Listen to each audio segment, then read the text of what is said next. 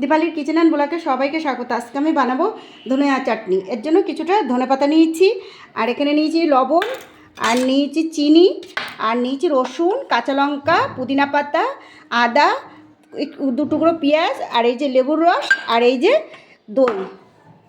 আর প্রথমে ধনে পাতাটা আমি মিক্সির মধ্যে দিয়ে পিষাই করব। এবার এর মধ্যে দিয়ে দেবো লবণ, দিয়ে দেবো চিনি, দিয়ে দেবো পুদিনা পাতা, দিয়ে দেবো আদা, দিয়ে দেবো পেঁয়াজ, আর দিয়ে দেবো কতগুলো রসুন আর কাঁচা লঙ্কা। এগুলো সব একসাথে দিয়ে এটা পেশাই করব।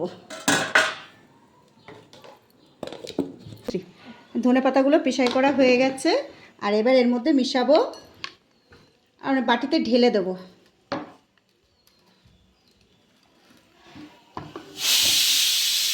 আর এর মধ্যে এবার মিশাবো টক দই,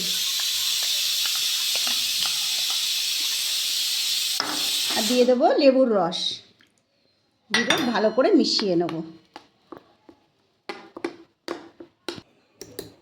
আর এই ধনেপাতার চাটনিটা তোমরা যে কোনো কিছুর সাথে খাবে, ভালো লাগবে। পরোটা, বিরিয়ানি, বড়া পাও, যার সাথেই খাবে, এটা খুব টেস্ট এই চাটনিটা।